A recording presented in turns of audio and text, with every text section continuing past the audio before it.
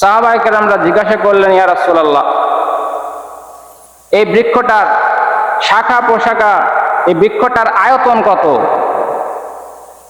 এত বড় যখন হয়ে যাচ্ছে গাছ, এই বৃক্ষটার আয়তন কত?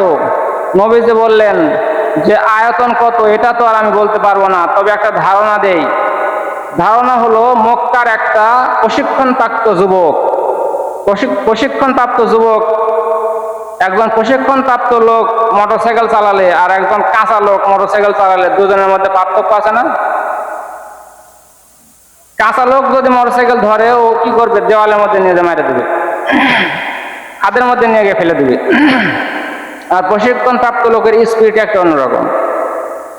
নবীজি বলেন, একটা প্রশিক্ষণপ্রাপ্ত যুবক যদি ঘোড়া নিয়ে 100 বছর পর্যন্ত একটা গাছের একটা ডালের শাখার নিচ দিয়ে দৌড়ায়, তারপরেও খাওয়া নাই ঘুম নাই এরকম ভাবে যদি দৌড়ায়, তারপরেও একটা গাছের একটা ডালের ছায়াই শেষ করতে পারবে না। সুবহানাল্লাহ!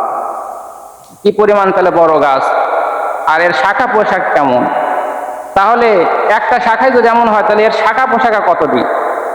এই প্রশ্নের জবাবে নবীজি বলেন যে গাছের শাখা পোশাকা কেমন এটা নির্ভর করে সুবহানাল্লাহ বলনেওয়ালার জবানের উপরে।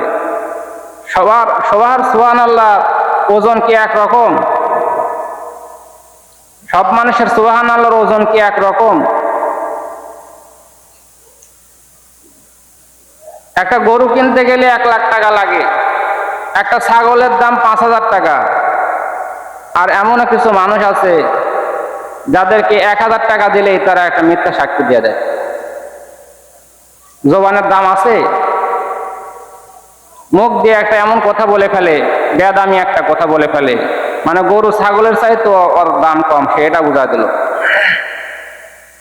তাহলে সুবহানাল্লাহর ওজন যার যে পরিমাণে বেশি, তার সেই পরিমাণে গাছের শাখা পোশাকা বৃদ্ধি হবে।